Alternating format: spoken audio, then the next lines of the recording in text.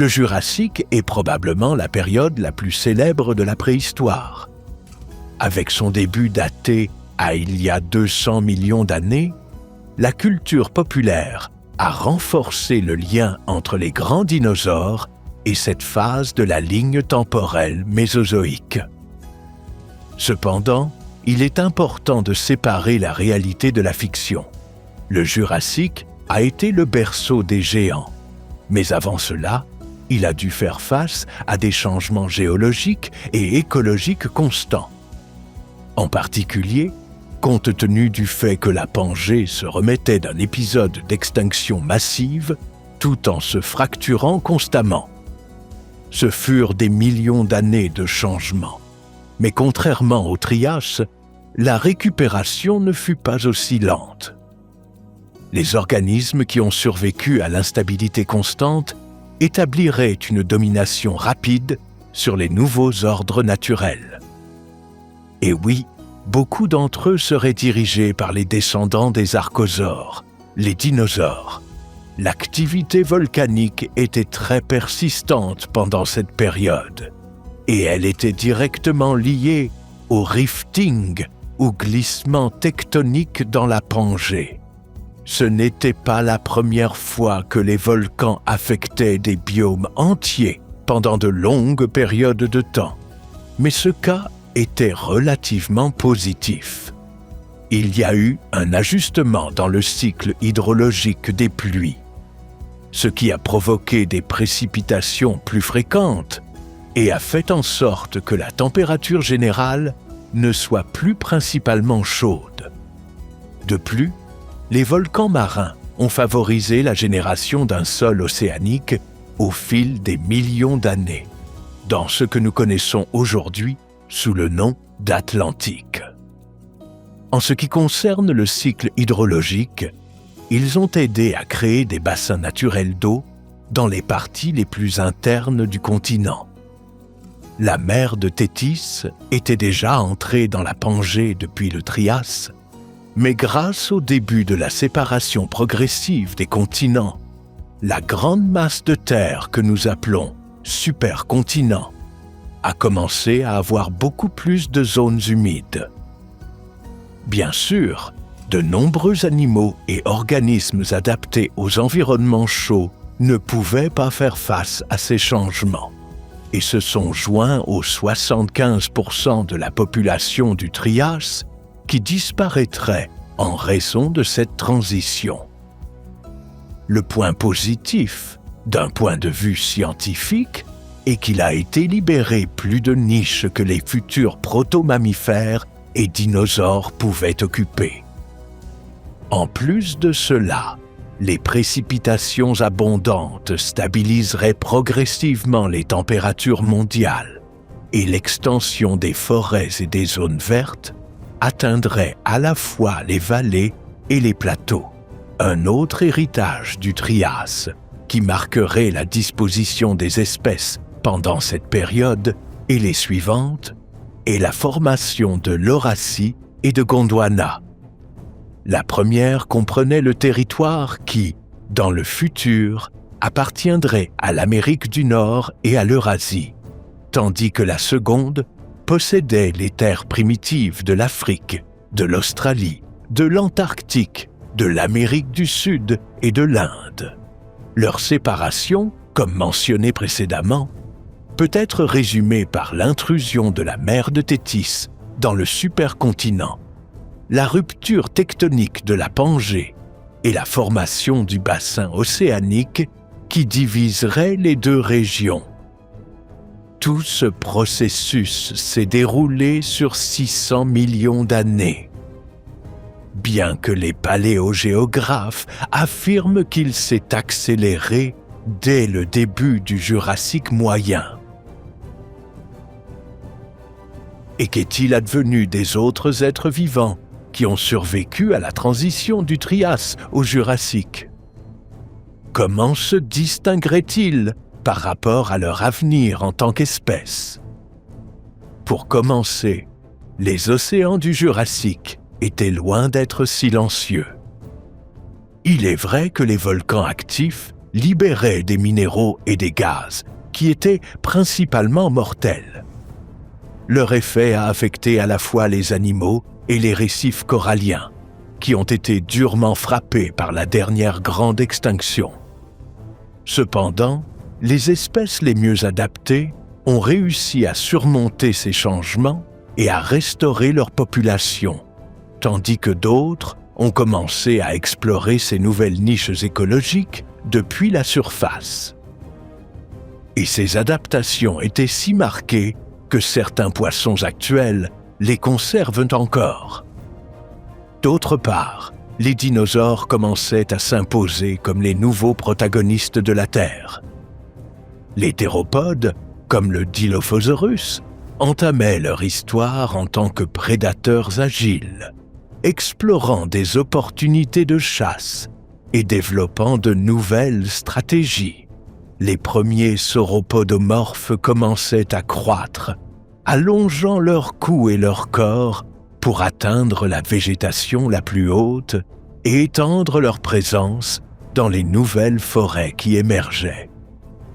Et les premiers ornithischiens, bien que plus discrets, se déplaçaient à la recherche de ressources et posaient les bases des lignées qui domineraient plus tard les écosystèmes herbivores.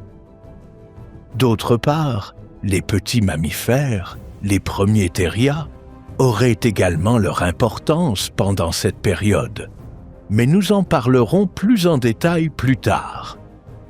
Nous pouvons définir le Jurassique, en quelques mots, comme un point d'ancrage évolutif important et comme une période d'opportunité. Les terres volcaniques récemment ouvertes offraient de nouveaux habitats, tandis que les mers peu profondes et riches en nutriments soutenaient les poissons, les ammonites et les reptiles marins qui commençaient à se diversifier. L'activité géologique constante, avec des éruptions et des dépôts de lave, façonnait une planète en mouvement, où chaque colline et chaque rivière étaient le résultat du renouvellement. Les écosystèmes commençaient à se structurer, les chaînes alimentaires se dessinaient, et la vie, qui avait fait plusieurs pas en arrière après l'effondrement du Trias, commençait à avancer à nouveau. Cette fois-ci avec une direction plus ferme et ambitieuse. Faisons un tour d'horizon de chaque étape de cette période pour comprendre comment les survivants d'une extinction massive sont devenus les géants les plus populaires de l'histoire. Jurassique précoce. Soyons précis sur l'état de la Pangée pendant le Jurassique précoce. La Terre affichait un visage en transformation constante. Le mouvement des plaques tectoniques générait non seulement des tremblements de terre et un volcanisme récurrent, mais aussi une élévation progressive du niveau de la mer, inondant les marges continentales avec des mers tropicales peu profondes. En Laurasie, ces transgressions marines ont laissé des dépôts de calcaire et de schiste qui servent de preuve des changements brusques survenus pendant cette période. Dans les plaines, d'énormes marécages et marais sont apparus, semblables aux forêts de charbon de la période carbonifère, il y a 150 millions d'années. Le climat était très similaire dans le monde entier, y compris sur les futurs continents séparés. De longues saisons de pluie modérées étaient rarement interrompues par de courts épisodes secs, qui réduisaient légèrement le débit des rivières et des lacs. Les données paléomagnétiques indiquent que les continents se déplaçaient vers le nord par rapport à leurs positions actuelles, plaçant de vastes étendues de terre dans des latitudes tropicales et subtropicales. Bien qu'il n'y eût pas encore de calotte polaire pour modérer les températures, la Terre fonctionnait comme une gigantesque serre, avec des pluies saisonnières intenses qui façonnaient des dunes et alimentaient des rivières et des lacs. Ces conditions créaient des corridors écologiques riches en ressources, permettant aux rares formes biologiques qui survivaient de commencer à prospérer de manière plus stable qu'à la fin du Trias. Malgré les catastrophes naturelles constantes, la végétation a persisté grâce aux plantes à graines. Les gymnospermes, maîtres de la survie après les extinctions massives, comme les conifères, les cicadales et les gingos, formaient les forêts les plus hautes, tandis que les fougères et les prêles occupaient les couches inférieures. La dispersion des graines garantissait la persistance et une récupération rapide des plantes après des perturbations locales, offrant une source de nourriture sûre pour les herbivores émergents. Cela constitue un point important à souligner, car il s'agissait d'un facteur qui a favorisé l'abondance des ressources, le gigantisme futur et la diversification des dinosaures. Les océans reflétaient également un processus de récupération tout aussi actif. La faune marine s'est étendue après l'extinction du Trias. Les ammonites, les bivalves, les crinoïdes et les foraminifères multipliant leur genre et tentant de rétablir les chaînes trophiques. Cependant, l'activité volcanique implacable n'a pas seulement réchauffé les mers, mais les a privées d'oxygène. Cette situation, appelée l'événement anoxique océanique toarcien, a affecté temporairement la biodiversité et la dynamique des écosystèmes dans les mers profondes. Dans ce contexte, l'évolution a été beaucoup plus marquée à la surface terrestre. Il n'a pas fallu longtemps pour formuler une chaîne trophique entre les herbivores, les carnivores, les poissons et les insectes, tous explorant les nouveaux écosystèmes et la connectivité des rivières, des lacs et des mers peu profondes. Chaque élément, le mouvement des continents, le niveau de la mer, la végétation et la faune marine, composait un réseau qui préparait la Terre à l'expansion et à la diversification de la vie au Jurassique. En résumé, il s'agissait d'une période de transition et de résistance, où les écosystèmes se réorganisaient et où les premiers protagonistes du monde jurassique commençaient à consolider leur présence. Les experts ont pu diviser les jalons évolutifs du Jurassique précoce en 4 étapes. Ces cadres temporels contiennent des registres géologiques et biologiques, offrant une chronologie qui aide à mieux comprendre comment s'est produit le rétablissement après l'extinction massive du Trias. Ces étapes sont définies par l'apparition des ammonites, des mollusques marins présents dans de nombreuses couches de la préhistoire. La première étape, le Étangien, marque le début du Jurassique et est définie à Kujoj, dans les Alpes calcaires du nord de l'Autriche, par la première apparition de l'ammonite Psiloceras spellae tyrolicum. C'est à cette étape que tout ce qui a été précédemment dit sur la récupération et la résistance après la grande extinction du Trias jurassique se résume. La vie marine a commencé à se recomposer dans des mers épicontinentales peu profondes, dominées par la boue et les carbonates. Les volcans associés à la province magmatique de l'Atlantique central ont libéré de grandes quantités de gaz à effet de serre, modifiant le climat et augmentant la température globale. La phase sinémurienne a commencé avec l'apparition des ammonites tels que Vermiceras et Metophioceras, identifiés sur les falaises du nord de East Quantock Head, au Royaume-Uni. Pendant cette phase, les mers peu profondes ont consolidé des plateformes de boue et de carbonate enrichies en oxygène, et les écosystèmes marins ont accru leur diversité avec des brachiopodes, des crinoïdes et des foraminifères. La végétation terrestre a augmenté en densité, les forêts de conifères et de fougères dominant les paysages. Les dinosaures ont poursuivi leur expansion écologique, s'adaptant aux habitats disponibles et établissant des modèles d'interaction communs entre les herbivores et les carnivores. La phase pliensbachienne, définie par l'association d'ammonites comme Bifericeras donovani et Apoderoceras en Yorkshire, au Royaume-Uni, montre une période de stabilité relative. Les sédiments des plateformes carbonatées et des schistes reflètent des mers oxygénées et des conditions marines rétablies.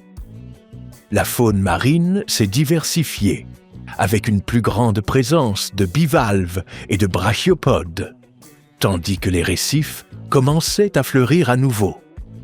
Les forêts ont continué à s'étendre, et c'est à ce moment-là que l'on retrace les débuts du gigantisme chez les herbivores et les carnivores, établissant des modèles d'alimentation et de territorialité plus complexes que ceux du Trias. Finalement, l'étape toarcienne a fermé le Jurassique inférieur et se définit par l'apparition de Dactylioceras simplex à Péniche, au Portugal. Cette étape se distingue par l'événement anoxique océanique toarcien, durant lequel de vastes régions marines ont subi une désoxygénation et accumulé des schistes noirs riches en matière organique. Le volcanisme a libéré de grands volumes de CO2, augmentant la température et acidifiant les océans, ce qui a entraîné des changements temporaires dans les courants marins. Sur Terre, les écosystèmes restaient riches en végétation, avec des moussons fréquentes et une expansion accrue des rivières, des lacs et des mers peu profondes. La limite supérieure du Jurassique inférieur coïncide avec la fin du Toarcien et la transition vers le Jurassique moyen, marquée par la première apparition des ammonites comme l'Eiokeras opalinum. Cette période n'a pas enregistré de grandes extinctions, permettant la consolidation des écosystèmes et la continuité des schémas de sédimentation et de biodiversité. Les mers épicontinentales se sont étendues et les continents ont commencé à montrer un schéma de fracture et de rifting plus défini. Chacune de ces étapes reflète un équilibre entre des événements extrêmes et des périodes de stabilité relative. Depuis la récupération initiale du Étangien jusqu'aux changements environnementaux du Toarcien, on observe comment les mers et les continents ont réagi à la tectonique active, au climat chaud et à la disponibilité des ressources. En effet, bien qu'il semble que les choses sur Terre n'aient évolué que vers l'expansion, il y a eu aussi des changements très significatifs, comme les premières symbioses entre les plantes et les insectes. Commençons par les bases. Tout d'abord, l'extinction massive qui a effacé plus de 70% de la vie animale a également profondément perturbé le monde végétal. Bien que les plantes n'aient pas subi une extinction aussi sévère que de nombreux organismes marins, l'impact a été inégal et, dans certaines régions, dramatique. Les archives fossiles indiquent des pertes importantes de diversité, telles que des réductions proches de la moitié des espèces dans des zones comme l'est du Groenland. Cependant, cette sélection naturelle a permis aux espèces fondamentales de se diversifier encore plus. Les écosystèmes végétaux ont été réorganisés depuis leur base par des espèces colonisatrices et très résistantes. Dans les premiers moments du Jurassique inférieur, le paysage était dominé par ce qui pourrait être décrit comme une flore d'urgence. Les fougères et les lycophytes, des plantes qui se reproduisent par des spores, se sont rapidement étendus, profitant de leur capacité à coloniser des sols perturbés. Pendant les Tangiens, ces organismes ont constitué la grande majorité des archives microscopiques, reflétant un monde végétal simplifié mais hautement efficace en termes de récupération.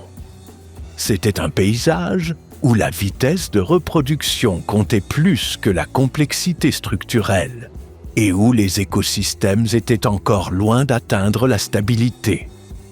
Avec le temps, notamment vers le Sinémurien, les plantes à graines ont commencé à regagner du terrain. La végétation a cessé d'être dominée exclusivement par des espèces opportunistes et a commencé à reconstruire des systèmes naturels avec des caractéristiques plus grandes, donnant lieu à des forêts aussi denses que divergentes. Dans certaines régions, la récupération complète de la diversité avant l'extinction a pris des millions d'années. Cependant, la tendance était claire. La Terre se recouvrait à nouveau de végétation stable, capable de soutenir des réseaux trophiques de toutes sortes. Les protagonistes végétaux n'étaient autres que les gymnospermes, un groupe qui avait déjà prouvé sa résistance à plusieurs extinctions massives. Les conifères, les cicadales et les ginkgos formaient l'épine dorsale de ces écosystèmes.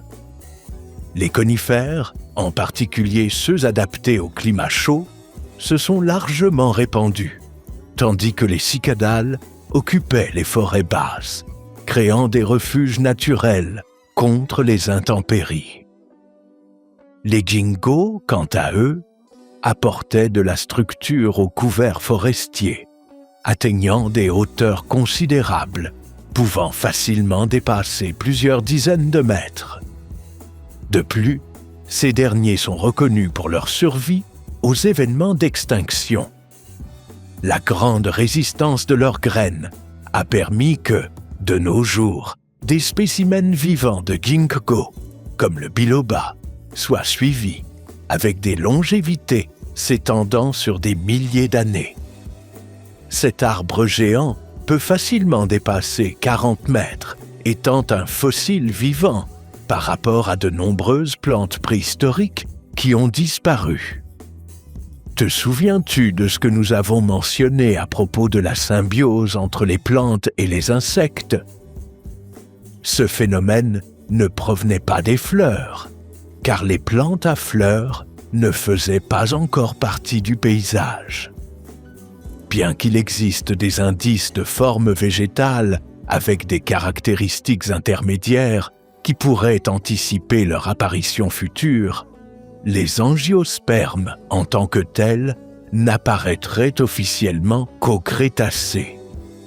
Cela impliquait que la majorité des plantes dépendaient du vent pour disperser leur pollen, mais cela allait changer avec le temps.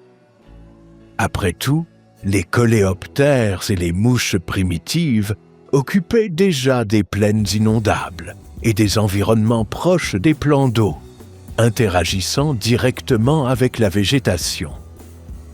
Les feuilles fossiles montrent des marques de nourrissage qui témoignent de relations herbivores précoces, tandis que d'autres interactions suggèrent des formes initiales de ce qui deviendrait plus tard une pollinisation plus spécialisée. Ces arthropodes ne dépendaient pas seulement des plantes, ils contribuaient également à leur succès. Cette croissance conjointe entre la flore et les insectes a eu un impact direct sur les écosystèmes terrestres. L'expansion des forêts et de la végétation basse a créé une base alimentaire abondante pour les herbivores, ce qui a, à son tour, stimulé la diversification des dinosaures. Contrairement aux périodes précédentes marquées par la rareté, le Jurassique précoce offrait des ressources relativement constantes, réduisant la pression immédiate pour survivre et permettant à de nombreuses espèces d'explorer de nouvelles tailles, comportements et niches écologiques. Dans ce scénario, la végétation était le moteur silencieux qui a propulsé l'avancement du Jurassique. Bien sûr, les plus grands bénéficiaires de tous ces changements étaient les formes de vie à la surface. Les écosystèmes n'étaient plus dominés uniquement par des survivants opportunistes, mais commençaient à se remplir de nouvelles interactions entre prédateurs, herbivores et petits organismes occupant des niches spécifiques. Dans ce scénario, les premiers vertébrés volants commençaient également à se développer, les ptérosaures. Parmi eux, Dimorphodon macronix se distingue comme l'un des premiers représentants les plus connus. Avec une envergure proche de 1,5 mètre, cet animal se déplaçait probablement entre les forêts côtières et les zones proches de l'eau, se nourrissant d'insectes et de petits vertébrés. Sa présence indique que le ciel n'était plus vide et que l'air commençait à faire partie intégrante des réseaux écologiques. Les environnements proches des rivières, lacs et zones humides étaient habités par un mélange d'amphibiens et de reptiles, rappelant des lignées plus anciennes. Certains descendants des anciens amphibiens du Trias persistaient dans ces environnements, mais ils seraient bientôt remplacés par des salamandres et d'autres espèces modernes. Ces régions offraient des conditions favorables à la reproduction et à la recherche de nourriture, agissant comme des refuges relativement stables. La présence constante d'eau permettait des cycles biologiques plus prévisibles, ce qui était essentiel pour les organismes qui en dépendaient pour compléter leur développement. Et bien sûr, bon nombre de ces organismes étaient des géants potentiels. Les dinosaures théropodes étaient devenus des prédateurs de premier plan en raison de l'absence de concurrence. À ce stade, la plupart d'entre eux étaient relativement petits par rapport à leurs descendants ultérieurs, avec des longueurs dépassant rarement 3 mètres. Leur corps léger, leur posture bipède et leurs dents acérées leur permettaient de chasser aussi bien des petits vertébrés que des insectes géants. Dilophosaurus est un exemple représentatif de cette phase. Ses proportions corporelles, avec des pattes arrière longues et un tibia plus long que le fémur, favorisaient des pas rapides. Des études biomécaniques suggèrent qu'il pouvait atteindre des vitesses proches de 25 km/h en courte rafale, limité par sa masse corporelle d'environ 400 kg. Pendant ce temps, les dinosaures herbivores commençaient à se diversifier et à jouer le rôle de consommateurs primaires à grande échelle. Parmi les premiers ornithischiens, des formes comme Stegosaurus représentent une ligne évolutive qui deviendrait plus tard très connue. Cet animal, avec sa double rangée de plaques dorsales et sa queue armée de pics, pouvait atteindre plus de 7 mètres de longueur et plusieurs tonnes de poids. Sa structure corporelle suggère une vie centrée sur la consommation de végétation basse, se déplaçant lentement tout en traitant de grandes quantités de plantes. D'autre part, les premiers sauropodes commençaient à montrer une nette tendance à augmenter leur taille. Vulcanodon caribaensis illustre bien ce processus. Bien qu'il soit plus petit que d'autres géants à cou long, il pouvait dépasser 6 mètres de longueur et, selon certaines estimations, atteindre des tailles encore plus grandes. Sa masse, qui pouvait varier de quelques tonnes à des valeurs plus élevées selon les modèles, reflétait un changement important dans la stratégie de survie. Grandir suffisamment pour réduire la vulnérabilité face aux prédateurs. Contrairement à l'ascension de ces dinosaures, les synapsides, les ancêtres des mammifères, ont été relégués à un rôle de fond. Après avoir perdu leur domination au Trias, ils se sont adaptés pour survivre à plus petite échelle, évitant la concurrence directe avec les grands reptiles. Leur stratégie reposait sur des corps petits, un métabolisme élevé et une alimentation principalement insectivore. Des animaux comme Morganeucodon, mesurant seulement une dizaine de centimètres de long, représentent ce mode de vie. Avec des mâchoires capables de broyer la nourriture et des dents spécialisées, ils pouvaient traiter rapidement la nourriture, ce qui était essentiel pour maintenir leurs dépenses énergétiques. Cependant, bien qu'ils soient passés au second plan, leur lutte prolongée pour la survie a permis aux mammifères modernes de développer des adaptations essentielles qui sont toujours présentes aujourd'hui. Leurs membres étaient positionnés sous leur corps plutôt que de s'étendre sur les côtés, ce qui leur permettait de se déplacer tout en respirant. Ce détail apparemment mineur marquait une différence clé dans leur capacité à rester actifs plus longtemps. De plus, leur taille réduite leur permettait de se cacher dans des terriers, de se déplacer à travers une végétation dense et d'éviter les prédateurs plus grands. On estime que pendant cette période, l'ordre des Mammalia ne commencerait pas seulement à se diversifier vers les marsupiaux, mais aussi vers les placentaires primitifs. Ce besoin évolutif allait de pair avec la nécessité de fuir les prédateurs, changeant la gestation par œuf en gestation par placenta, protégeant ainsi leurs petits à l'intérieur de leur propre corps. Enfin, les océans du Jurassique inférieur livraient encore leur propre bataille. Ils étaient le théâtre de volcans en éruption constant, de glissements de sédiments et de périodes d'anoxie, avec des niveaux d'oxygène extrêmement faibles.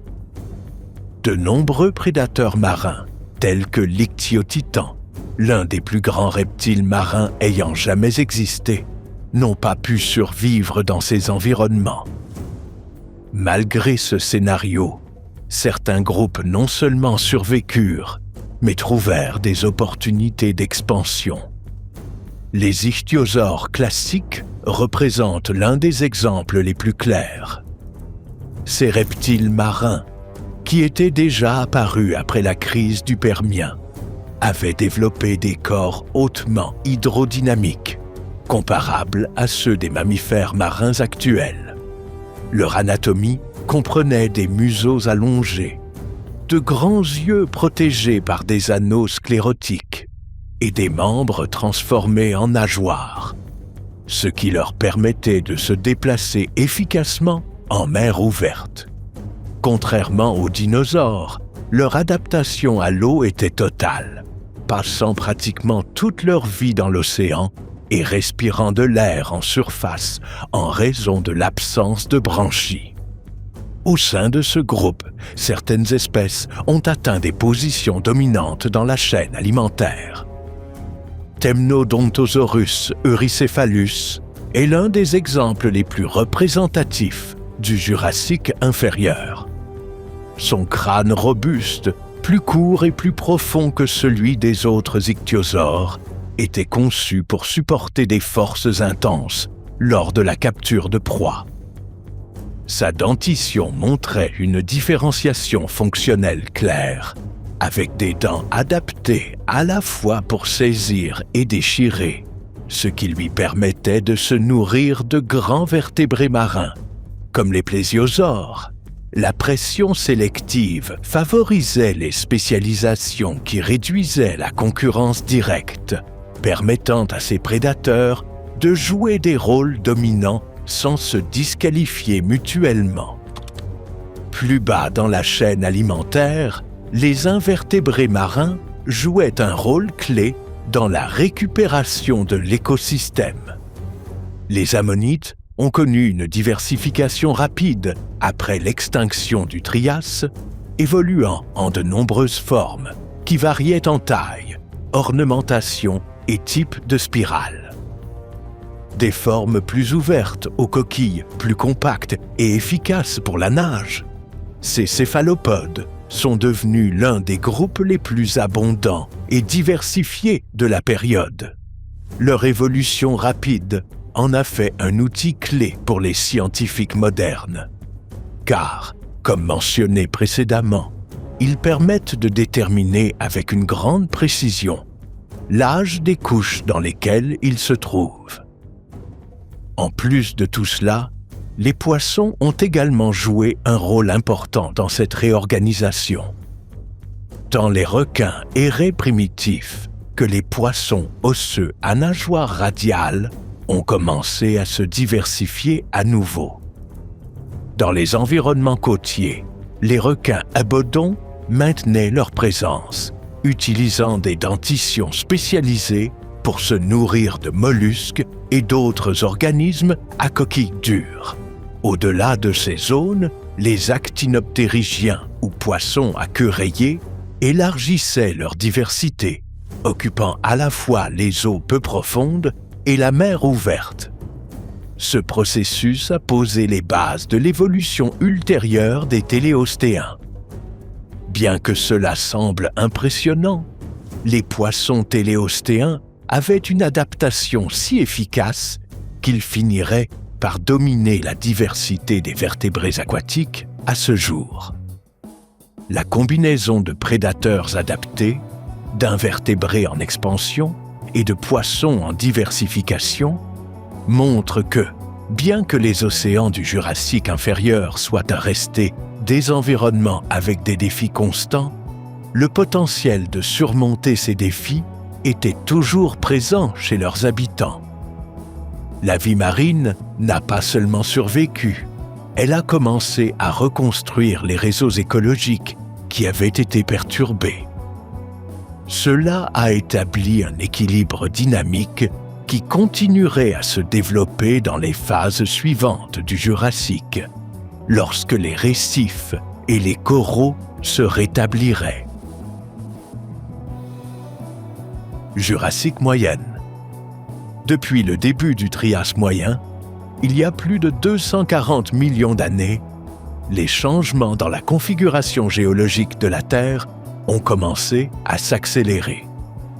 À ce stade, la Pangée n'était plus une masse uniforme, mais deux supercontinents distincts.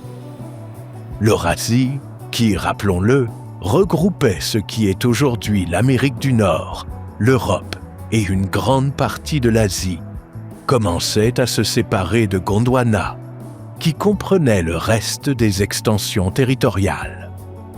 Entre ces deux blocs, le jeune océan Atlantique commençait à s'ouvrir encore étroit, mais de plus en plus défini, atteignant plusieurs centaines de kilomètres de large à la fin de cette période. Cette ouverture ne séparait pas seulement les terres, elle commençait également à modifier les courants océaniques et la distribution de la chaleur sur la planète. Le mouvement des continents n'était ni uniforme ni linéaire. Alors que l'Eurasie se déplaçait dans les latitudes moyennes de l'hémisphère nord, Gondwana occupait des positions équivalentes dans l'hémisphère sud, créant une sorte de symétrie climatique qui influençait directement les modèles de température et de précipitation. L'Inde, encore unie à Gondwana, entamait un lent déplacement vers le nord, un voyage qui, des millions d'années plus tard, changerait complètement la géographie de l'Asie. Ces déplacements, alimentés par les forces internes de la planète, généraient des tensions dans la croûte terrestre qui favorisaient la formation de bassins et de failles. Dans ce contexte, la transformation des mers épicontinentales serait aujourd'hui d'une grande importance. En Amérique du Nord, par exemple, de vastes étendues de l'intérieur étaient recouvertes par des eaux peu profondes. Ces incursions marines n'étaient pas permanentes, mais elles avançaient et reculaient en fonction des fluctuations du niveau de la mer, créant des cycles qui laissaient des couches alternées de sédiments. Dans ces bassins, des matériaux s'accumulaient, donnant avec le temps lieu à des dépôts sédimentaires d'une grande importance. Et dans des régions associées à l'Eurasie, comme la zone qui formera plus tard la mer du Nord, des conditions favorables à la formation d'hydrocarbures et d'autres ressources commençaient à se développer, ressources qui sont aujourd'hui utilisées comme matières premières. Il est également important de souligner qu'il y a eu des périodes où les eaux ont progressé de manière significative sur les continents. Elles atteignaient des hauteurs bien au-dessus des niveaux actuels, suivies de reflux qui laissaient des surfaces vastes découvertes. Ces variations étaient liées à l'activité des dorsales océaniques, où la création continue de nouvelles croûtes déplaçait l'eau vers les plateformes continentales. Dans ce va-et-vient des côtes, des corridors terrestres temporaires sont apparus, permettant à différents animaux de se déplacer entre des régions auparavant séparées. Les experts estiment que certains dinosaures ont pu traverser ces bords récemment exposés et s'installer dans des territoires où ils ne s'étaient pas originellement trouvés. Ce qui aide à expliquer pourquoi certains taxons apparaissent ponctuellement dans le registre fossile de différentes zones. Ce type de distribution irrégulière serait plus tard observé avec des exemples comme le Nanotyrannus au Crétacé, dont les ancêtres ont pu traverser de Gondwana à l'Eurasie. Un autre facteur important est que l'absence de calotte polaire n'empêchait pas une distribution uniforme de la chaleur. Les mers équatoriales atteignaient des températures comparables à celles des océans tropicaux actuels, voire supérieures. Cependant, cette chaleur soutenue favorisait un cycle hydrologique actif, avec une évaporation intense et des précipitations fréquentes dans de nombreuses régions. Sur Terre, cela se traduisait par des paysages où la végétation pouvait se développer relativement facilement, tandis que dans les océans, des conditions favorables se créaient dans des zones peu profondes, où la lumière et les nutriments étaient disponibles. Les processus tectoniques continuaient de préparer des changements de plus grande envergure dans le futur, bien que la séparation définitive entre l'Amérique du Sud et l'Afrique soit consolidée plus tard. Des études géologiques affirment qu'il existait déjà des signes clairs que ces continents commenceraient à se séparer. Les experts ont également pu suivre la piste de ces processus de transformation dans un cadre en 4 étapes, chacune avec ses propres jalons de référence. Bien sûr, cela repose encore une fois sur les fossiles d'ammonite.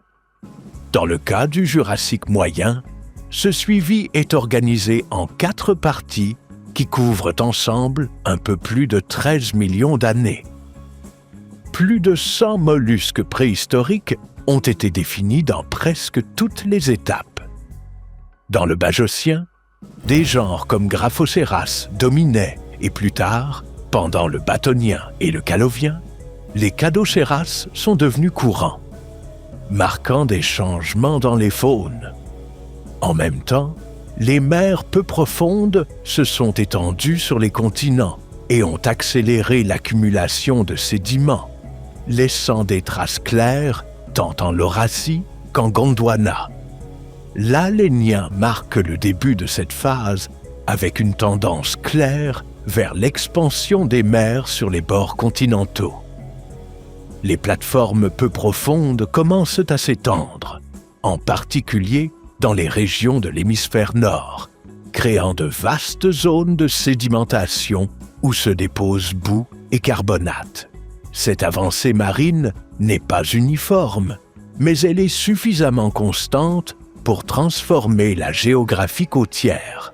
En parallèle, l'activité tectonique continue à générer des fractures et des bassins qui facilitent les incursions d'eau dans les supercontinents, renforçant la connexion entre différents environnements marins. Pendant le Bajocien, cette avancée marine commence à présenter un comportement plus variable.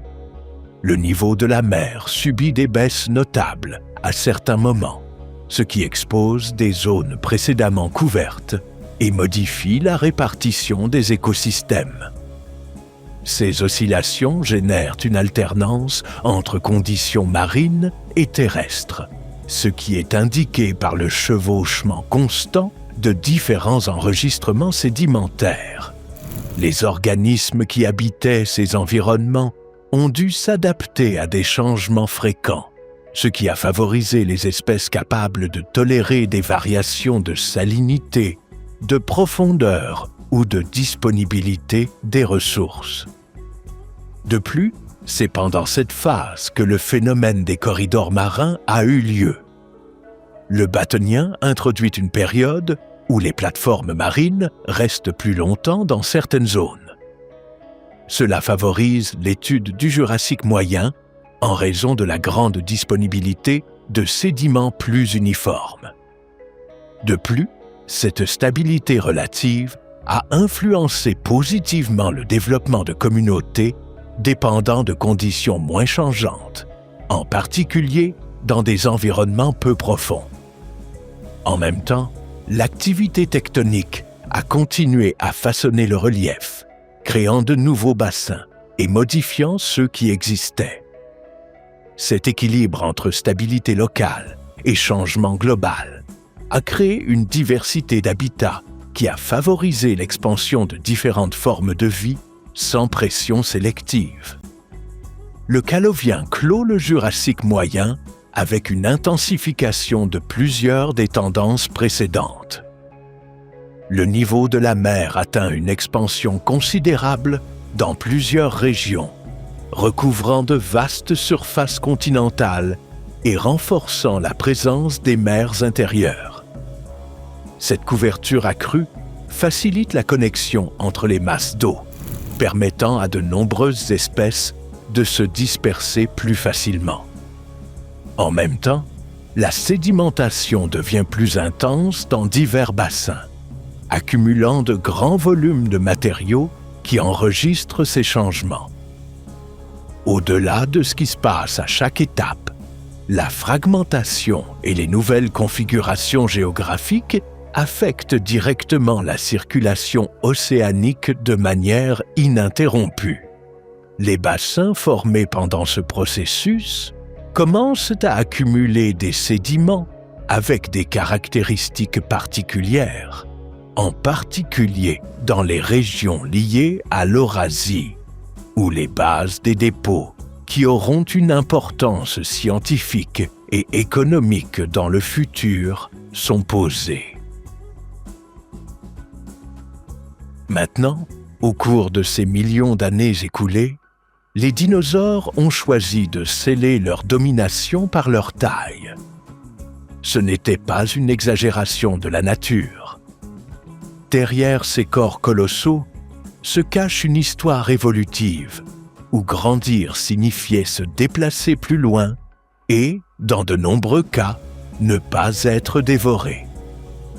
Des études ont montré que, tout comme les arbres, de nombreux dinosaures laissaient des marques de croissance annuelles dans leurs os. Ces lignes permettent d'estimer leur âge et de comprendre comment ils ont grandi tout au long de leur vie.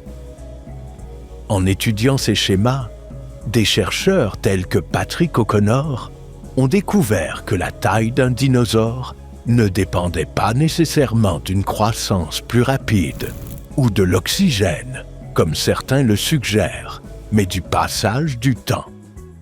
En d'autres termes, Ces animaux n'ont jamais cessé de grandir. Ils ont simplement ralenti leur développement après la maturité. Et en parlant de petits et de croissance, la reproduction basée sur les œufs offrait des avantages évolutifs qui ont pu favoriser le gigantisme. En pondant des dizaines d'œufs chaque saison, ils pouvaient inonder leur environnement de petits, augmentant ainsi leurs chances de survie sans nécessiter de soins intensifs de la part des parents. Cela a créé un cycle de croissance explosive, naissant petits et atteignant rapidement des dimensions énormes. Les jeunes devenaient des proies moins vulnérables, tandis que leurs parents continuaient à se nourrir et à se déplacer sans compromettre leur taille. Plus spécifiquement chez les sauropodes, leur gigantisme dépendait également d'adaptations physiques clés. Leurs pieds comprenaient des tissus mous qui fonctionnaient comme des amortisseurs, réduisant l'impact de leurs poids énormes lors de la marche. Cela leur permettait de supporter des masses gigantesques sans endommager leurs os. L'alimentation était un autre facteur essentiel. Ces dinosaures herbivores ne mâchaient pas vraiment lorsqu'ils consommaient, mais traitaient lentement la matière végétale. Ils avaient de petites têtes et des dents simples, conçues pour arracher la végétation, de sorte que la digestion se produisait dans leur système interne, et non dans la bouche. Leurs énormes estomacs fonctionnaient comme des systèmes de traitement à long terme. Ils pouvaient ingérer de grandes quantités rapidement et les digérer pendant de nombreux jours. En conséquence, ils étaient capables d'économiser de l'énergie, de soutenir leur croissance et même d'envisager de longs voyages sans consommation constante. Il est intéressant de noter que différents animaux ont abordé le problème de la taille de différentes manières. Certains mammifères géants des périodes suivantes ont développé des os denses avec des structures internes renforcées, tandis que les anciens sauropodes avaient des configurations opposées. Les deux ont atteint des tailles gigantesques, mais par des chemins différents. Cependant, un facteur commun sur lequel de nombreux experts s'accordent est que le gigantisme ne peut être expliqué sans les prédateurs. À mesure que les herbivores grandissaient pour éviter d'être chassés, les carnivores augmentaient également en taille pour pouvoir les affronter. Cela a créé une compétition constante qui a poussé les deux groupes à des extrêmes de plus en plus grands. Bien sûr, à l'époque, il n'y avait pas de grands représentants du genre prédateur, mais ils se formaient lentement. Parmi les meilleurs exemples de ce processus, nous trouvons les mégalosaures, et le poéquilopleuron était un semi-géant de la Laurasie jurassique. La taille de cette espèce était d'environ 7 mètres, et elle commençait à se spécialiser dans la chasse aux animaux de sa taille ou plus grand. À cette époque, sa taille était déjà beaucoup plus grande que celle des anciens Dilophosaurus, qui dominaient le Jurassique précoce pendant des millions d'années. Et ce qui est le plus remarquable, c'est que la taille de ces plus grands chasseurs allait passer d'un jalon à une norme dans les millions d'années suivantes. Ces 7 mètres de purs prédateurs seraient facilement atteints par des hypercarnivores plus petits, comme les futurs Ceratosaurus, qui étaient petits par rapport à d'autres géants contemporains que nous mentionnerons plus tard. Pendant ce temps, les cieux offraient un territoire pratiquement inexploré que les reptiles commençaient lentement à occuper. Les ptérosaures sont devenus leurs habitants les plus remarquables. Des genres comme Angustinaripterus, trouvés dans la formation de Dashanpu en Sichuan, atteignaient des envergures allant jusqu'à 1,5 m, ce qui leur permettait de parcourir des plaines inondables et des plans d'eau tout en cherchant leur proie. Leur squelette léger et leur 4e doigt allongé soutenaient des membranes ailées qui s'étendaient le long du bras, adaptées aux déplacements prolongés. Il est important de noter qu'il ne faut pas les imaginer comme des harpies ou des charognards, car ils n'étaient pas encore capables de voler de manière soutenue et à haute altitude, comparables aux oiseaux modernes. Et quelque chose d'intéressant à mentionner, c'est que l'évolution a également voulu que certains théropodes tentent d'atteindre cette niche de chasse. Yi-Ki, un Scansoriopterygidae de la taille d'un pigeon, combinait des plumes rigides et des membranes soutenues par un os allongé au niveau du poignet. Contrairement aux ptérosaures, ce n'était pas un volateur. Il possédait une paire de membranes ailées, mais on débat encore de savoir si elles étaient utilisées pour planer ou sauter entre les arbres. Son crâne robuste et sa constitution légère suggèrent qu'il vivait dans la canopée des forêts, se nourrissant principalement d'insectes, tout en évitant les prédateurs au sol. Yi-Ki représente une approche évolutive différente de celle des grands théropodes de son époque, plus familier avec le T-Rex qu'avec d'autres espèces volantes. Mais qu'est-ce qui permettait de voler et qu'est-ce qui ne le permettait pas? L'origine du vol a suscité l'une des discussions les plus anciennes et persistantes en paléontologie, avec 2 théories principales.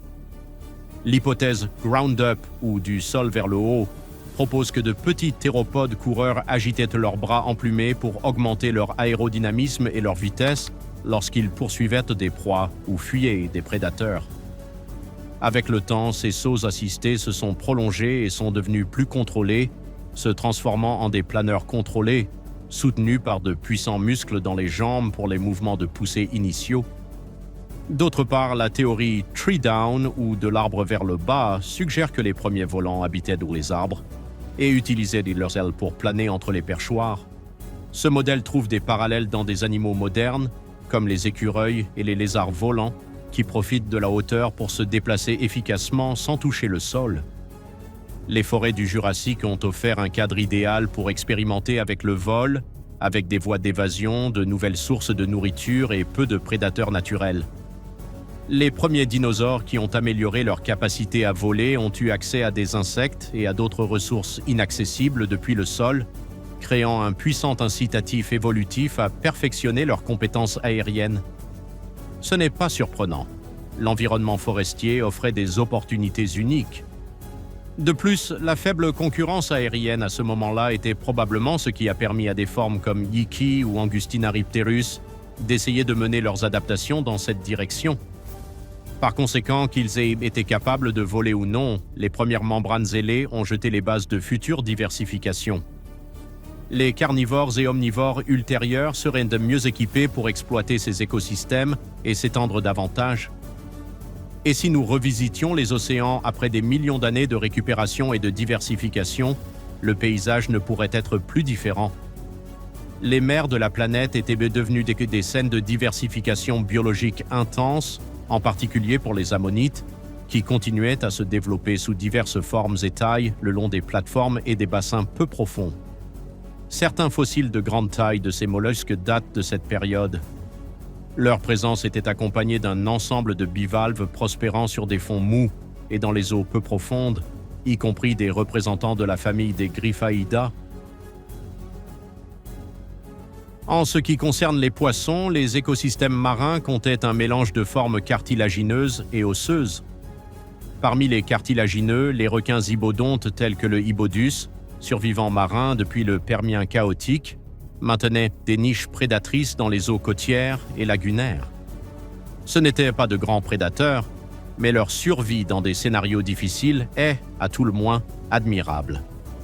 Il s'agit d'une espèce dont les restes ont été retrouvés dans le monde entier, sur une période de temps tellement longue qu'elle dépasse de 20 millions d'années, l'ère des dinosaures elle-même. D'autre part, les poissons osseux commençaient à se diversifier de manière significative et à développer des motifs dans leurs nageoires. On peut mentionner les holostéens ou les pycnodontes, mais les véritables références seraient les téléostéens, dont l'espèce coexiste encore avec nous. À cette époque, les téléostéens ont commencé à se consolider, montrant une abondance croissante et des motifs morphologiques plus raffinés, avec des corps adaptés à la fois à la nage en eaux ouvertes et à la manœuvrabilité dans les environnements peu profonds et confinés. Cela permettait à plusieurs espèces de coexister dans le même système, sans une concurrence directe excessive, établissant ainsi les bases de la radiation des téléostéens qui domineraient nos océans. L'interaction entre les prédateurs cartilagineux, les poissons osseux primitifs et les téléostéens naissants a créé une dynamique similaire à celle observée sur Terre, où la concurrence pour les ressources a provoqué une pression sélective qui a favorisé la spécialisation des formes et le gigantisme, quelque chose que nous verrons au cours du Jurassique supérieur et du Crétacé. Dans ce contexte, les plésiosaures se sont rétablis et ont poursuivi leur évolution. Ils ont montré des modifications dans la longueur et la flexibilité de leur cou, s'adaptant ainsi pour capturer les poissons et autres vertébrés de manière plus précise, dans des embuscades dans les eaux ouvertes ou peu profondes. Les premiers spécimens de leur groupe, déjà présents avant le Bajocien, affinaient leur stratégie de chasse, combinant des corps hydrodynamiques et des nageoires puissantes, avec des vertèbres cervicales allongées, leur donnant un avantage dans la capture de proies rapides ou fuyantes, sans mouvement brusque. Leur coexistence et leur compétition avec des ichthyosaures de différentes tailles ont généré un équilibre naturel qui a contribué à maintenir la structure de la communauté des grands reptiles marins. Il est à noter que la variabilité du niveau de la mer a favorisé l'abondance des environnements peu profonds ou superficiels. Ces milieux offraient des ressources variées et hétérogènes, allant des bancs de mollusques aux poissons de diverses formes et vitesses, ce qui a permis de nouvelles interactions avec les reptiles semi-aquatiques. Cela semble positif sur le papier, mais ces dynamiques géologiques ont affecté la consolidation des récifs et des coraux plus développés. Bien sûr, leur récupération était presque certaine, mais leurs conditions étaient soumises à de nombreuses limitations. Le Trias avait laissé derrière lui un océan incapable de soutenir des structures de récifs durables. Les crises répétées, ainsi que des épisodes d'anoxie et de changements chimiques dans l'eau, avaient créé ce que l'on appelle aujourd'hui un vide de corail ou coral gap, une phase où les bâtisseurs de récifs avaient pratiquement disparu de nombreux systèmes marins. Cependant, des millions d'années plus tard, pendant le Jurassique moyen, la reconstruction commençait à être de plus en plus visible. Dans les eaux chaudes de l'océan Thétis, les premiers signes de ce retour sont apparus dans des profondeurs intermédiaires où la lumière pénétrait encore et où les conditions étaient plus stables. Là, des coraux scléractiniaires, avec des éponges, ont commencé à former des structures récifoïdes modestes. Ils étaient encore loin de la diversité exubérante qui caractériserait d'autres périodes, mais ils s'étendraient suffisamment pour marquer un changement. En fait, les fonds riches en sédiments typiques de cette période seraient des plateformes biogénétiques parfaites pour cela. Ces premières formations se distinguaient par leur abondance et leur persistance. Dans des conditions aussi instables, la répétition de ces assemblages sur de vastes bandes latitudinales a indiqué aux experts que les conditions mondiales commençaient à favoriser à nouveau la construction de coraux. À partir de là, ces systèmes ont commencé à jouer un rôle clé en tant que centre de biodiversité, servant de refuge, de zone d'alimentation et d'espace de reproduction. La récupération n'a pas été uniforme. Tandis que les plateformes peu profondes voyaient la renaissance de ces systèmes, les zones plus profondes demeuraient marquées par des conditions pauvres en oxygène, héritées des épisodes anoxiques précédents liés au réchauffement climatique et à l'augmentation des nutriments dans l'eau. Cependant, l'expansion de ces récifs coïncidait avec l'une des périodes les plus chaudes du Jurassique. L'augmentation des températures et l'adaptation à la salinité de la mer ont favorisé leur croissance et leur consolidation sur des plateformes tropicales, permettant à ces structures d'atteindre une extension significative dans le contexte mésozoïque. Jurassique tardif. Le Jurassique supérieur, il y a environ 140 millions d'années, commence avec une planète qui peine à maintenir l'unité qui la définissait des millions d'années auparavant. Depuis le Trias moyen, lorsque les premières tensions ont commencé à fracturer la Pangée, la séparation a progressé de manière constante. Mais c'est maintenant que ce processus devient visible à l'échelle mondiale.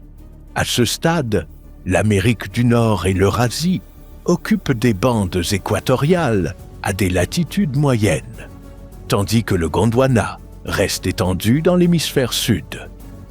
Il s'agit d'un redesign de la planète où les océans, les côtes et les barrières géographiques commencent à définir de nouvelles limites biologiques. Les mers intérieures acquièrent un rôle clé en tant que pont et barrière à la fois. Dans l'ouest de l'Amérique du Nord, la mer envahit de manière intermittente pendant des millions d'années, avançant et reculant sur le continent, laissant derrière elle d'épaisses couches de calcaire, de lutite et d'évaporite. Chaque avancée de la mer dépose des sédiments et transforme des écosystèmes entiers, reliant des régions auparavant séparées et isolant d'autres. Ce type d'inondation n'était pas un événement ponctuel, mais faisait partie d'un modèle global stimulé par des changements dans le niveau de la mer et par l'activité tectonique qui continuait à remodeler la croûte terrestre. Les glissements continentaux continuent d'affaiblir la Terre et permettent l'ouverture progressive de nouveaux océans. Dans des régions comme la mer du Nord actuelle, la croûte s'enfonce et forme de grands bassins allongés, connectés entre eux. Tandis que dans le golfe du Mexique, le processus avance vers une transition plus claire entre la rupture continentale et la formation de croûtes océaniques. En même temps, toute la planète ne se sépare pas. Le long des marges de l'océan Téthys, la dynamique est opposée. Là, la lithosphère océanique s'enfonce sous les bords continentaux, générant des arcs volcaniques et élevant des chaînes de montagnes. Ce contraste entre les régions qui s'étirent et celles qui se compressent crée une planète en tension constante, où la surface change aussi bien horizontalement que verticalement. Dans ce cadre global, les étapes du Jurassique supérieur reflètent des changements concrets dans la manière dont ces processus se manifestent à la surface. Pendant l'Oxfordien, les mers avancent sur les continents dans une transgression notable. Les conditions continuent de favoriser l'accumulation continue de sédiments marins et les archives fossiles deviennent particulièrement utiles pour corréler des régions éloignées grâce à l'abondance d'ammonites. Au Chiméridien, la planète maintient des niveaux de mer élevés, mais les conditions dans certains bassins changent vers des environnements plus restreints. Dans ce qui est aujourd'hui le sud de l'Angleterre, d'énormes couches d'argile riches en matière organique se déposent, formées dans des eaux à faible teneur en oxygène. D'autre part, dans d'autres régions, notamment dans le domaine du Téthys, les plateformes carbonatées continuent de se développer sous des eaux chaudes. Le Tithonien clôt cette étape entre environ 149 et 143 millions d'années, marquant la transition vers le Crétacé. Dans cet intervalle, certains des enregistrements fossiles les plus détaillés du Jurassique sont préservés comme dans les calcaires de Solnhofen, où des conditions de dépôt très fines et pauvres en oxygène permettent de conserver des organismes avec un niveau de détail exceptionnel. Heureusement, cette fois la transition n'a pas été marquée par une extinction massive. En ce qui concerne les dinosaures, le gigantisme est finalement devenu la norme qui a défini les grands vertébrés terrestres. Il existe encore des animaux de taille moyenne, mais dans les écosystèmes, ce sont désormais les corps qui dépassent facilement les dizaines de tonnes qui prédominent. Dans ce scénario, les sauropodes représentent l'expression la plus claire de cette échelle, avec des lignées qui croissent et adoptent des configurations distinctes. Brachiosaurus, Seismosaurus, Janenschia et le massif Diplodocus. Tous se positionnent comme les références majeures parmi les sauropodes, avec une anatomie qui les élève au-dessus d'autres herbivores. Leurs membres antérieurs plus longs inclinent le corps vers le haut, leur permettant d'atteindre la végétation à grande hauteur, tandis que leur cou étendu étend encore plus cette portée alimentaire. Avec des mesures variant entre 18 et 40 mètres de longueur et une masse pouvant atteindre 45 tonnes dans les cas les plus grands, leur présence a non seulement redéfini l'accès à la nourriture, mais a aussi réduit la concurrence directe en occupant un niveau que peu pouvaient atteindre. Si nous devions jeter un coup d'œil rapide à l'un de ces géants, le Seismosaurus serait un candidat intéressant. Il n'est pas exagéré de dire que son anatomie rompt avec la silhouette des autres sauropodes, étant l'un des plus grands de son genre. Comme dans les autres membres de cette famille, une petite tête couronnait un cou incroyablement long. La partie frontale des mâchoires abritait des dents en forme de goupille, et les narines se situaient sur le sommet de la tête. Les membres postérieurs étaient plus longs que les antérieurs. Jusqu'à aujourd'hui, seuls quelques fossiles de Seismosaurus ont été retrouvés, mais ils ont permis d'en apprendre beaucoup à son sujet. Il ingérait des pierres, gastrolithes, qui l'aidaient à digérer sa nourriture. Jusqu'à 250 ont été trouvés dans la région digestive. Les gastrolithes mesuraient environ 5 cm de diamètre et étaient polis par l'usure. De plus, les experts pensent que les diplodocidés comme celui-ci avaient des queues longues qui se finissaient en un fouet pour se défendre contre les menaces potentielles. En même temps, pendant cette période, les bases d'un groupe qui mènerait le gigantisme encore plus loin dans les millions d'années suivantes se mettent en place. Les titanosaures. Bien que leur apogée ait eu lieu au Crétacé, leur origine remonte à ces étapes où des adaptations clés commencent à se consolider. Leurs corps tendent à être plus robustes, avec des membres en forme de colonne, capables de supporter des poids extrêmes, et une structure générale conçue pour maximiser la stabilité et le soutien. Contrairement aux brachiosauridés, qui exploitent principalement la hauteur, les titanosaures développeront une plus grande polyvalence en termes d'habitat et de stratégies alimentaires. Les conditions pour ce gigantisme standardisé se préparaient depuis des millions d'années. Et au début, le Jurassique supérieur maintient le paradigme d'un climat chaud et stable à l'échelle mondiale. Ce contexte permet aux écosystèmes terrestres de maintenir une productivité constante, même dans les latitudes élevées, générant une base énergétique suffisante pour soutenir des animaux de grande taille pendant de longues périodes.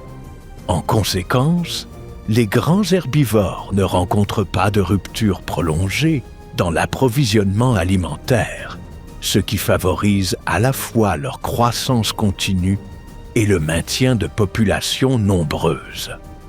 Et comme si cela ne suffisait pas, vers la fin de cette période, les premiers signes de pollinisation avancés commencent à apparaître. Les angiospermes, bien qu'encore absentes en tant qu'élément dominant, commencent à émerger comme un nouveau type de plante avec des stratégies reproductives basées sur une interaction plus directe avec les scarabées et d'autres insectes. Leur impact sur le Jurassique est limité, mais leur apparition marque le début d'une transformation qui bouleversera profondément les écosystèmes dans les millions d'années suivantes. À ce moment, le monde reste celui des gymnospermes et des géants qui en dépendent. Cependant, plus la taille de la viande est grande, plus l'échelle des crocs qui attendent de la chasser est grande. Les prédateurs ont également été favorisés par ce gigantisme standardisé, modifiant leur mode de chasse et le type de proie qui était leur priorité. Les théropodes carnivores, tels que l'Allosaurus, qui mesurait souvent plus de 9 mètres de long, se nourrissaient de ces géants et d'ornithischiens plus petits comme le Stégosaurus. Pour cette période, le prédateur géant par excellence serait l'Allosaurus. Comme un prototype du futur T-Rex, ce hypercarnivore se déplaçait sur 2 puissantes pattes postérieures et avait un cou épais en forme de S. Ses membres supérieurs se distinguaient parmi les théropodes de son genre par leur longueur et leur musculature, avec des griffes allant jusqu'à 15 cm. On suppose qu'il les utilisait pour chasser la mégafaune herbivore lorsque ses morsures n'étaient pas assez fortes. En fait, ce scénario a dû être plus courant qu'on ne le pense, car la dentition de ce carnivore et de nombreux de ses congénères se concentraient sur la perforation et la découpe, pas le broyage. L'utilisation des griffes, des morsures profondes répétées et une attaque coordonnée en groupe ont dû être les stratégies privilégiées de ce prédateur pour chasser ces proies géantes du Jurassique. Les traces fossiles liées à l'Allosaurus sont rares, mais elles sont essentielles pour reconstruire sa façon de se déplacer. Dans les dépôts de la formation Morrison, des traces de grands théropodes ont été identifiées, correspondant à ce prédateur par leur dimension, avec des impressions entre 40 et 50 cm et des espacements de pas de 2 à 3 mètres. Cela peut se traduire par des sprints soutenus à une vitesse modérée, probablement effectués par des individus isolés ou de petits groupes. Cela a conduit les experts à penser que ces principales stratégies d'attaque reposaient sur le principe de l'usure, que ce soit par des blessures ou de l'épuisement. Les Ceratosaurus n'ont pas eu autant de présence au Jurassique tardif, mais ils ont néanmoins pu conditionner les niches de chasse. Ces théropodes possédaient une structure nasale qui changeait avec l'âge, devenant plus grande et plus solide chez les adultes.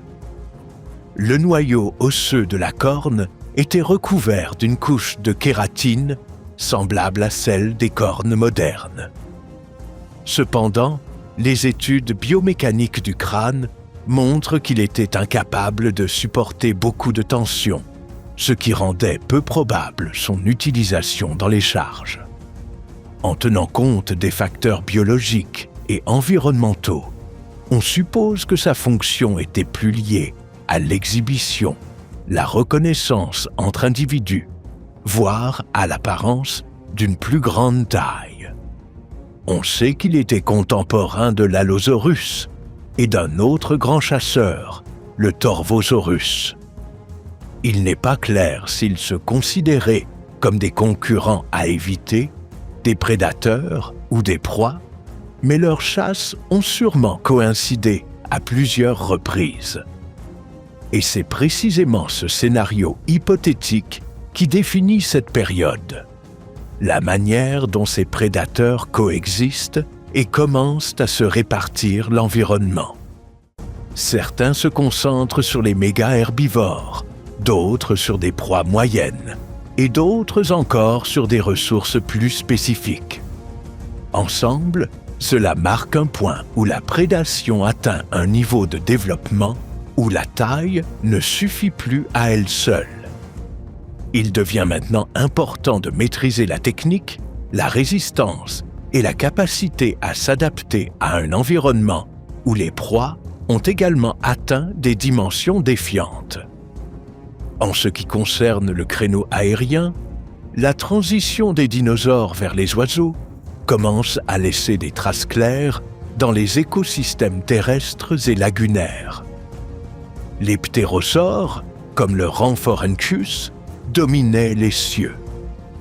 Ces reptiles ailés occupaient des environnements côtiers et intérieurs, agissant comme des prédateurs aériens et des concurrents directs des premiers avios dans la recherche de petites proies.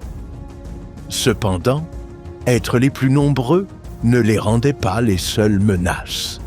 Dans ce scénario, l'Archéoptérix émerge, un avial de transition d'environ 50 cm de longueur, qui se déplaçait dans les environnements subtropicaux de l'Eurasia. Son anatomie combinait des traits reptiliens et aviaires, des dents coniques dans des alvéoles, des gastralia, un sternum plat sans carène et 3 griffes fonctionnelles sur chaque aile, des vestiges de parents théropodes comme les rapaces. En même temps, il présentait des caractéristiques typiques des oiseaux modernes, comme des plumes de vol asymétriques. Cet équilibre entre traits primitifs et avancés lui permettait de capturer des insectes et de petits vertébrés au sol ou dans la végétation basse. Malgré cet avantage évolutif, les principes qui guidaient le vol de l'Archéoptérix et de ses contemporains n'étaient pas simples. Ses os restaient plus lourds que ceux des oiseaux modernes. Ses muscles de vol n'étaient pas entièrement développés et son sternum manquait de carène, limitant sa propulsion dans les airs.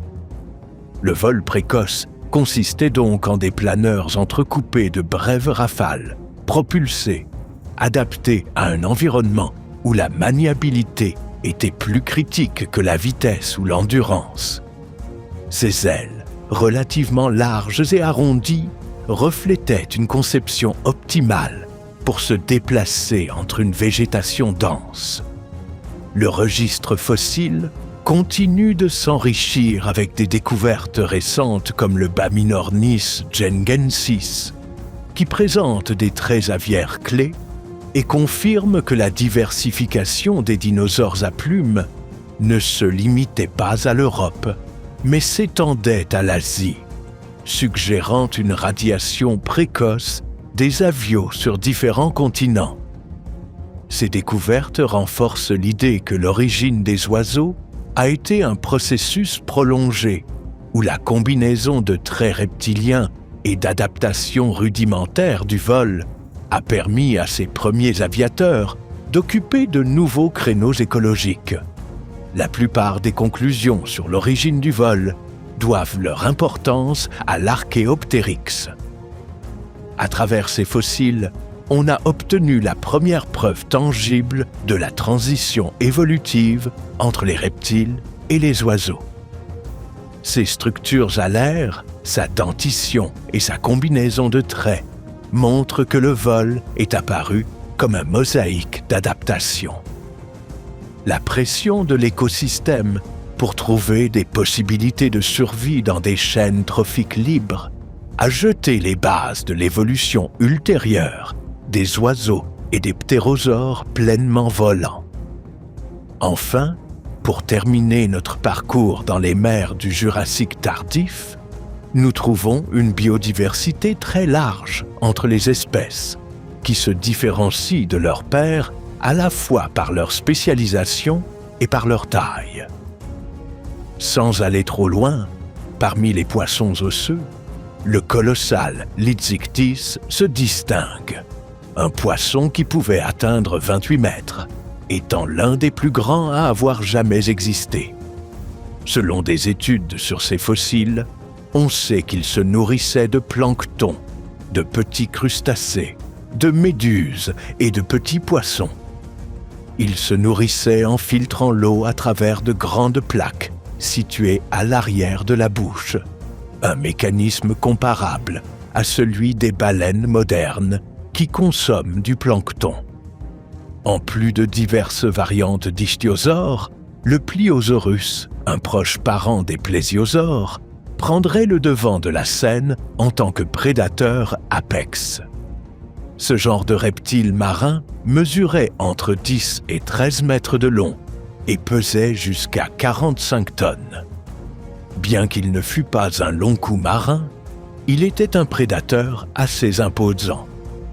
Il était équipé pour chasser de grandes proies, avec une combinaison de dentition perforante, un cou court et une musculature mandibulaire entrelacée, augmentant ainsi la force de morsure. Les experts ont calculé qu'en fonction de sa taille, il pouvait exercer des pressions allant de 9600 à 48 000 newtons, rivalisant même avec celle d'un T-Rex du Crétacé. En dehors des grands prédateurs, la faune invertébrée a également connu une forte radiation à cette époque. Les crustacés décapodes, y compris les crabes et les homards primitifs, ont proliféré dans des habitats associés aux récifs naissants et aux eaux profondes, intensifiant la pression sur les bivalves et les gastéropodes. Les brachiopodes, comme les térébratulides, ont continué à dominer les plateformes oxygénées, formant des couches denses en tant que filtres. Les bryozoaires, en particulier ceux ayant des structures en lamelles, ont contribué à la formation et à la consolidation des récifs, liant les sédiments et augmentant la bioérosion.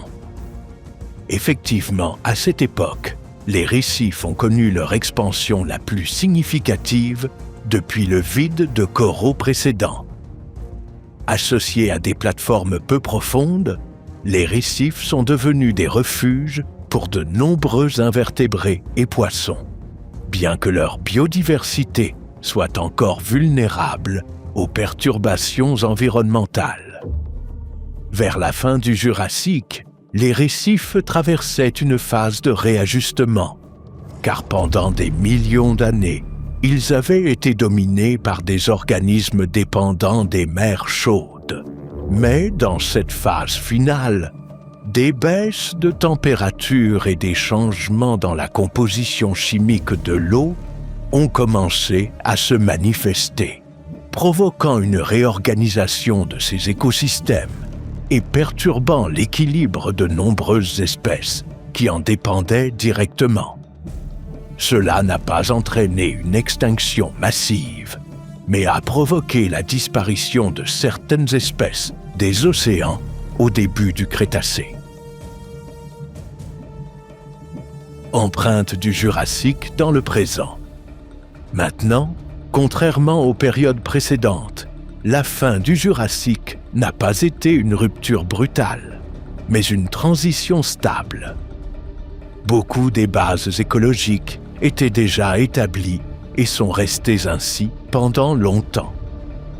Les dinosaures dominaient toujours les grands espaces, mais les mammifères, petits et discrets, maintenaient leur présence constante dans les marges de l'écosystème.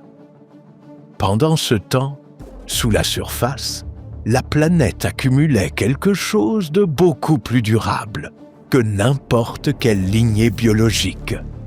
D'énormes réserves d'énergie et de ressources qui, des millions d'années plus tard, définiraient l'histoire humaine.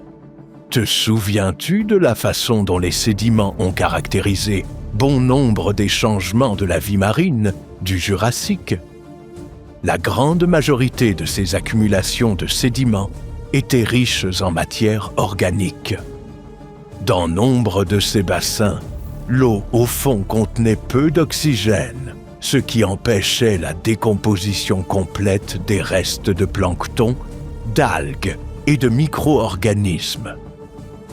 Avec le temps, cette matière fut enfouie sous des couches successives de sédiments, initiant un lent processus de transformation qui allait donner naissance aux hydrocarbures.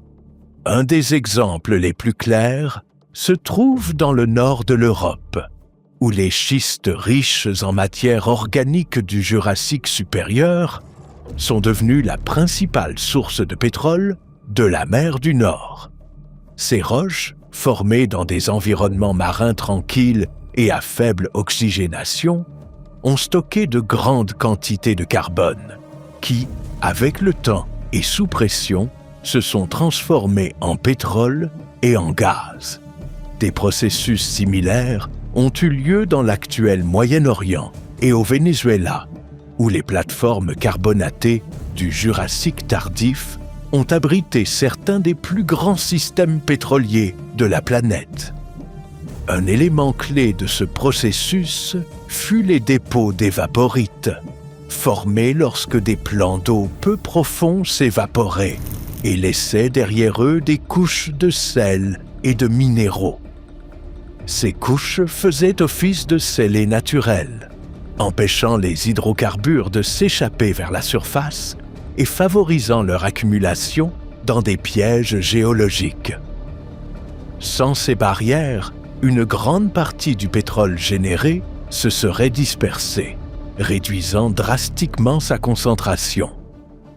Au-delà du pétrole et du gaz, les sédiments jurassiques ont aussi concentré d'autres ressources. Dans des environnements marins peu profonds, se sont formés des gisements riches en fer, produits de l'accumulation et de la transformation chimique de sédiments chargés en cet élément. Dans les zones continentales tropicales, l'intense météorisation a favorisé la formation de bauxite, des minéraux riches en aluminium qui se développaient sur des surfaces exposées avant d'être de nouveau recouvertes par la mer.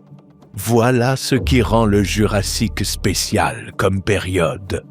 Ce n'a pas seulement été une étape où vivaient des géants, mais beaucoup d'entre eux sont parvenus jusqu'à nos jours, sous forme de végétation, de ressources ou de conditions évolutives. Il se peut que le Crétacé ait abrité les dinosaures vedettes de l'histoire, comme le tyrannosaure et le tricératops. Mais le Jurassique fut, en lui-même, l'étoile de l'ère mésozoïque.